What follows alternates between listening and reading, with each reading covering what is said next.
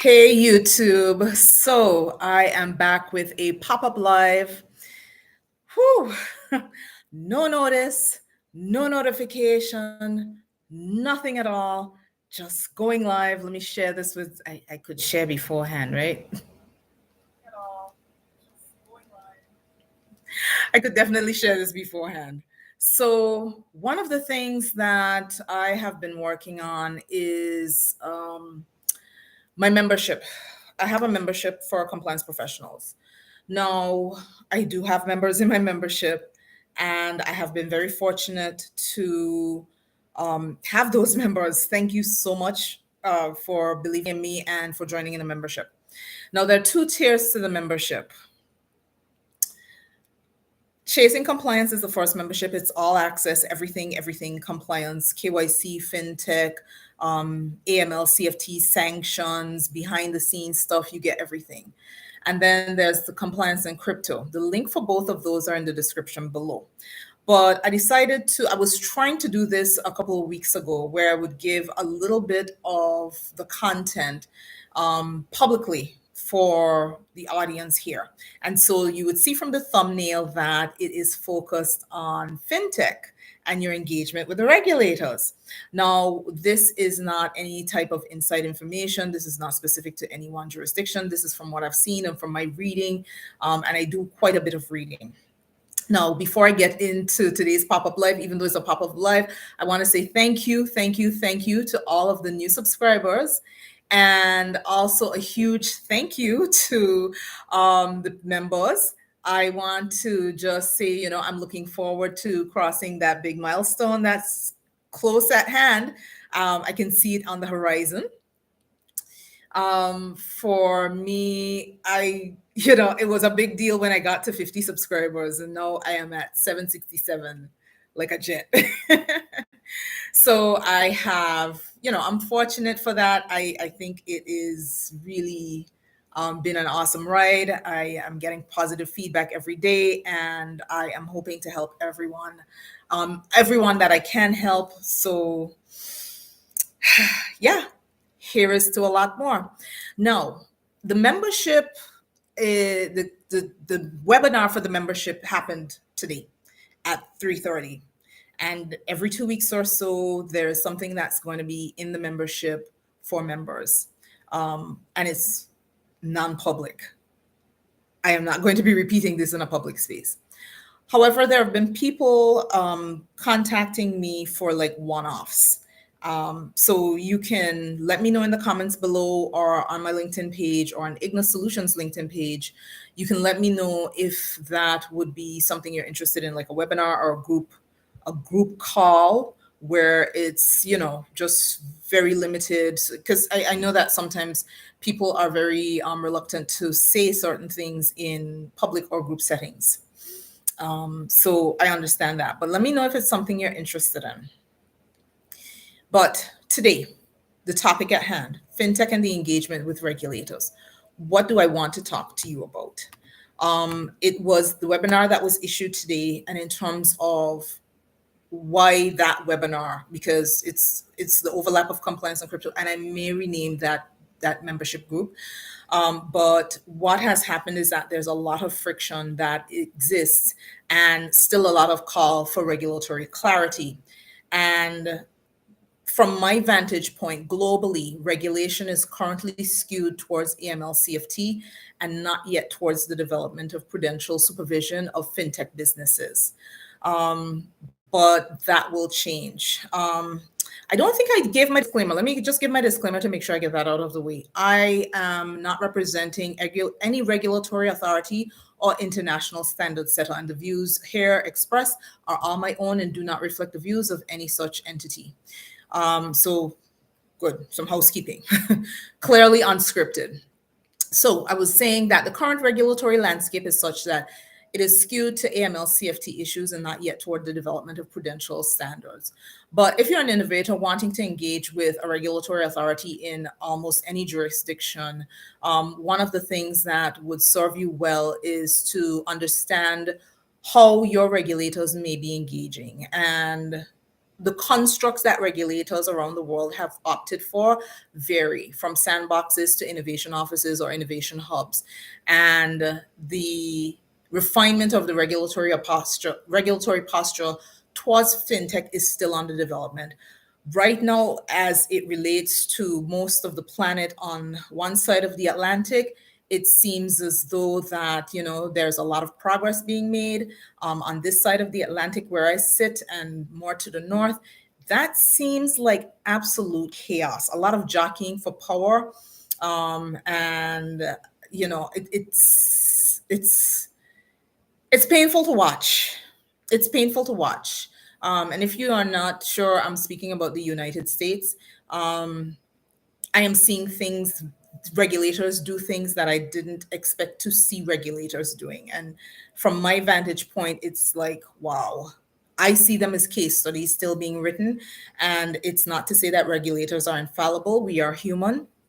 And there are case studies that exist from past regulatory authorities that have imploded under other issues. And I'm not forecasting the implosion of the US regulatory ecosystem, but I can't see where things are going as it relates to regulation and fintech, and they're not being followed. I just can't see that. Today, one of the things, so in the webinar, I spoke about a number of things that is designed to help innovators with their engagement with regulatory authorities. And I will give you two things here, and then, little future outlook, and then end this webinar. Two things that I would advise you to, well, sorry, not advise. I would think, these are my opinions. I can't advise you. I'm not an advisor. There are two things that I would think are important for any innovator who is wanting to engage with a regulatory authority and seek regulation. Two things. You need a very strong corporate governance framework. That is critical.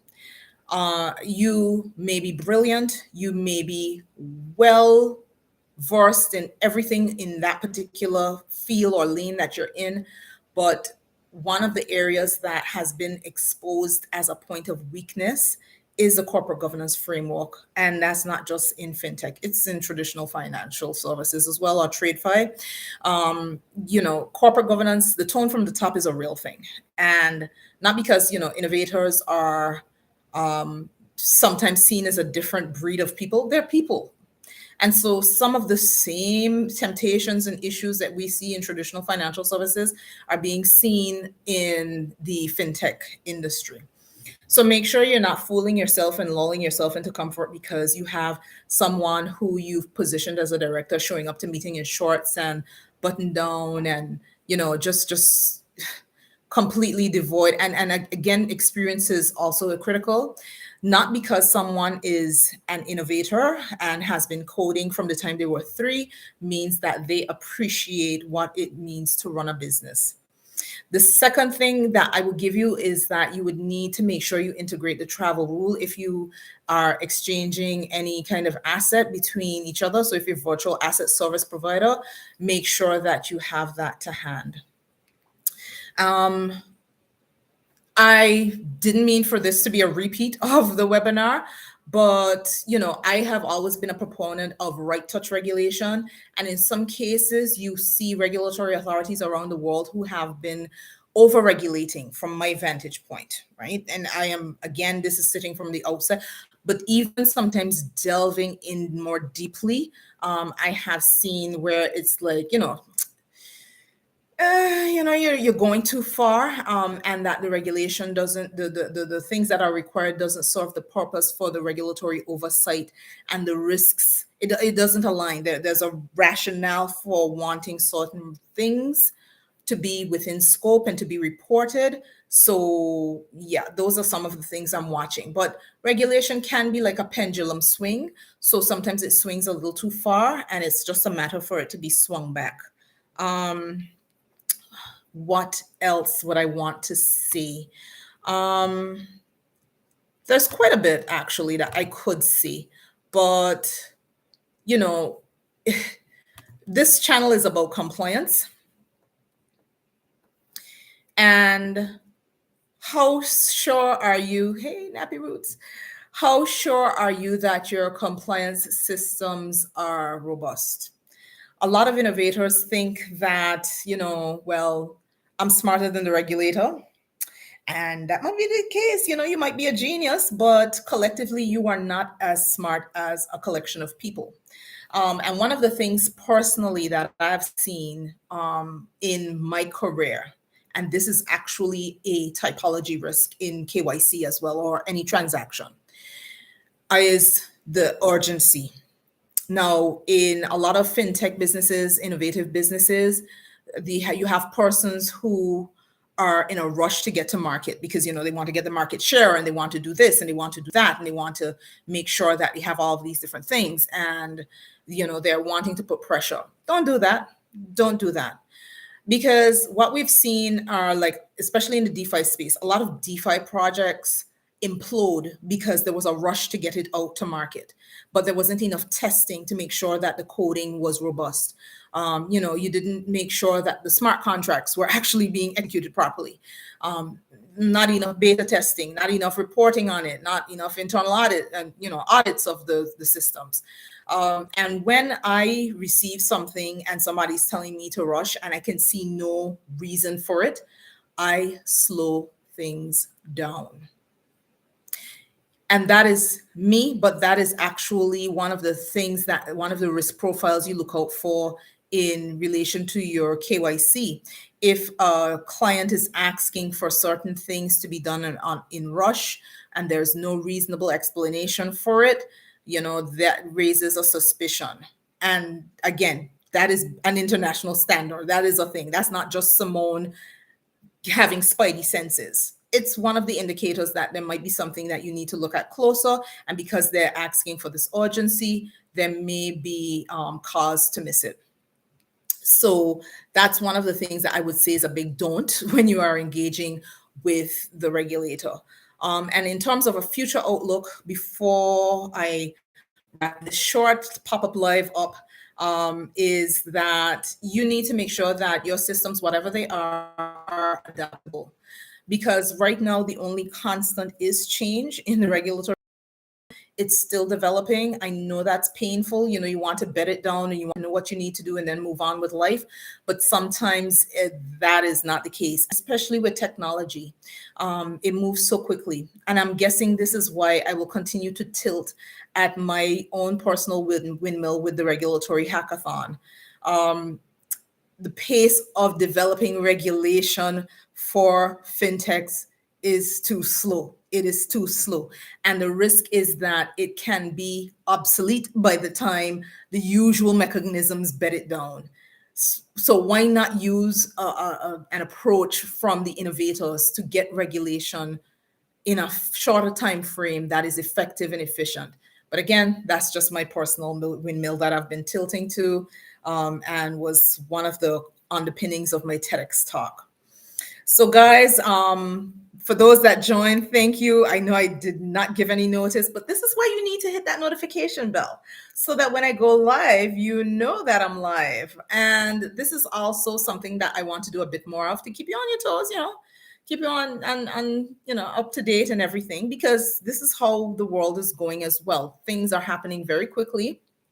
And so I foresee more of these pop-up lives, not less. Yeah, I want to make sure I keep the engagement going. And even though the membership is a paid space, and those persons will get the content that is definitely non-public, the public information, I definitely will continue sharing and doing my best to contribute. As I said at the start, there are persons who have been approaching me to have maybe a webinar series or something to explain crypto, all things crypto, so digital assets, NFTs, all of that, like the basics, so that they can get a basic understanding.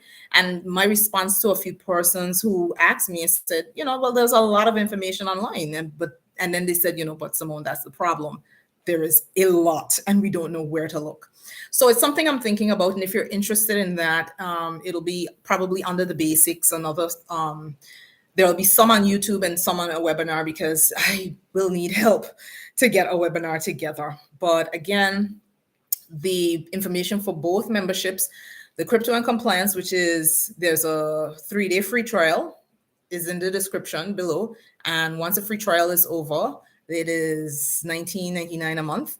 And then there's the chasing compliance, which is the high level. So it has in everything, including everything that's in chasing in crypto, the compliance on crypto, and that's $49.99 a month. I'll be happy if you join me over there. There are going to be some specials that are going to be offered to members that are definitely not in the public space. So for those that jumped in, thank you for joining me. Share it even after the live, and I'll catch you on the next one.